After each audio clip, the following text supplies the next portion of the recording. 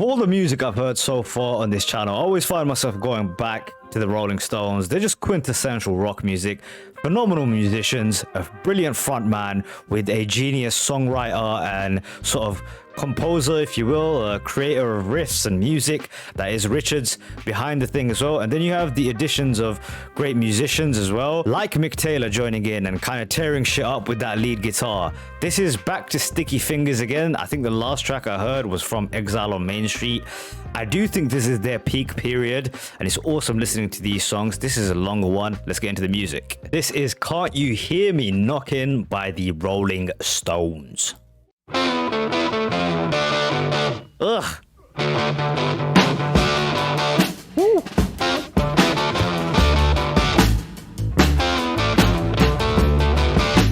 They're making me do ad-libs. Woo.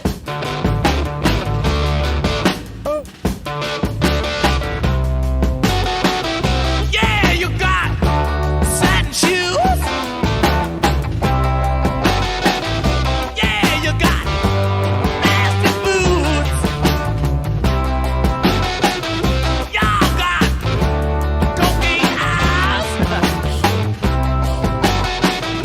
Yeah, you got sleepy China.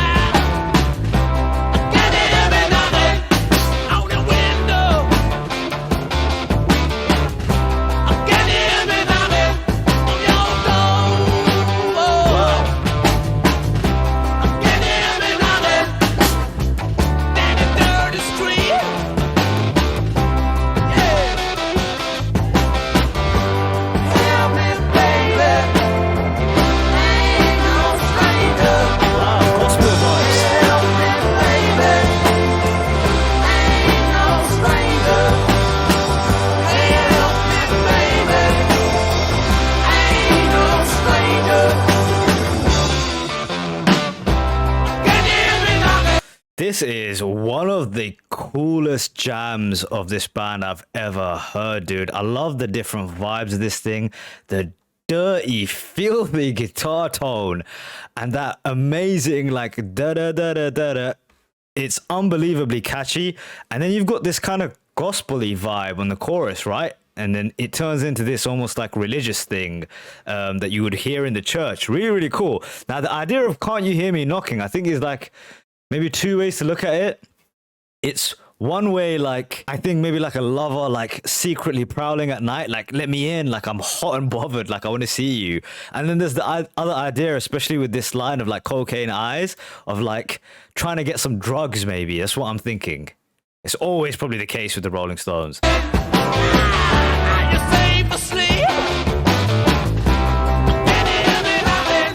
Yeah, down the Gaslight Street now. Filthy. Can you hear me knocking? Yeah, throw me down the keys. All right.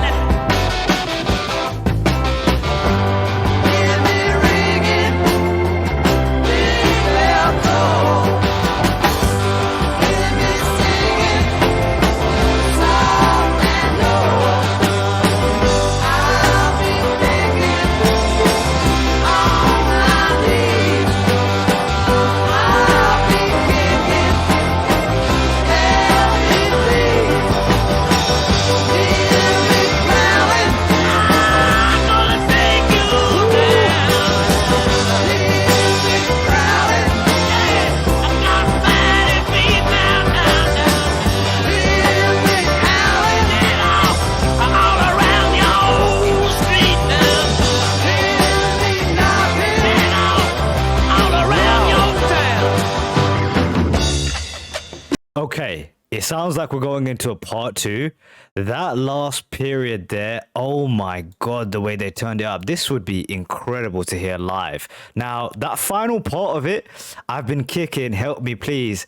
That prowling, hear me prowling was the bit that I went, oh wow, is this the perspective of like a night stalker, like a, you know, like Richard Ramirez vibes almost, if you want to take it there.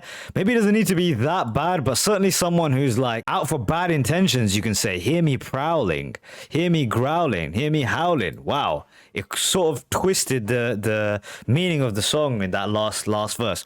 What a jam, man. I think it's both Taylor and Rich is behind those guitars. Oh my god, the tone of the thing, dirty, filthy.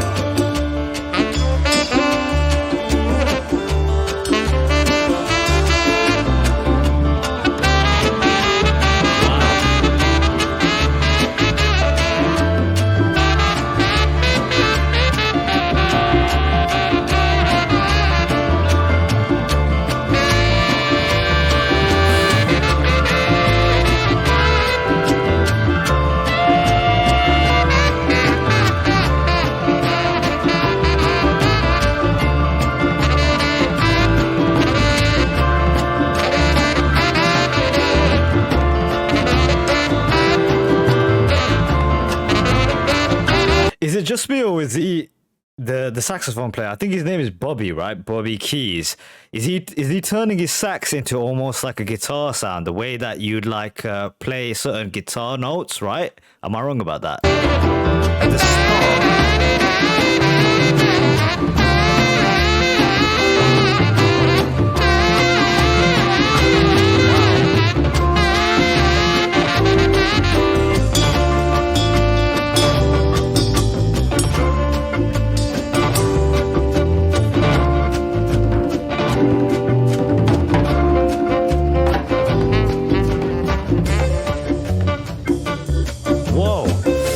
So we had a completely twist in the music. It went from like a bluesy, traditional, something that you might expect, and it turned into sort of like a jazz piece, which is amazing the way that it just transitioned like that, with the sax taking the lead. It almost sounded like that Marvin Gaye song that I heard. I Want You, I think is the name of it, with that big build up in the beginning. Really cool. Whoa, this sounds like a Doors song.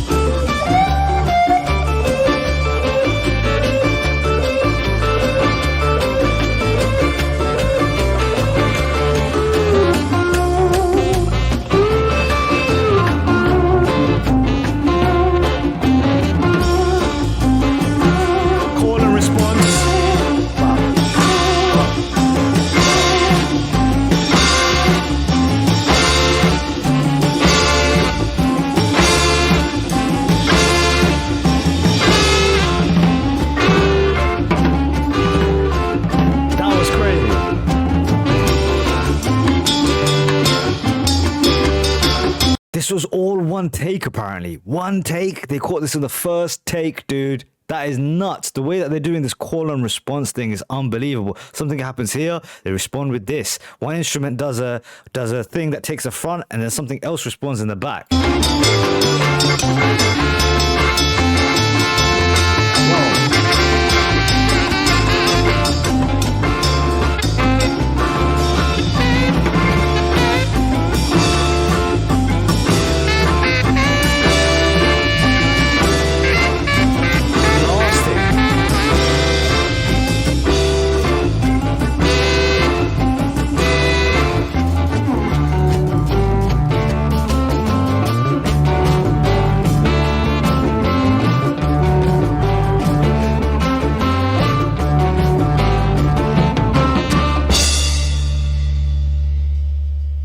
think that is the definition of an opus, like a rock opus, you would call that, right? Because there's so many segments. The scope of the song is crazy, dude.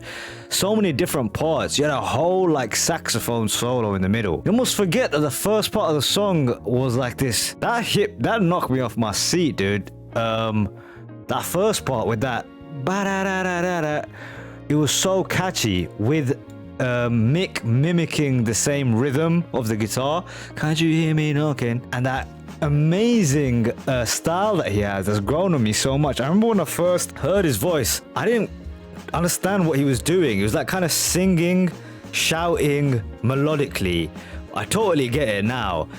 He can mimic so many different things. Like he sounds like a person that is so frustrated and pent up with sort of lust. At the same time, he sounds like cocaine filled, like he says drug induced. It sounded like a giant like drug induced night almost. They captured that so well, and all done in this sort of rebellious, fantastic style that they have. I can go on for days, man. There's so much to say about this. Big shout out to the saxophone player, dude. I think his name is Bobby Keys when I looked it up. Yeah.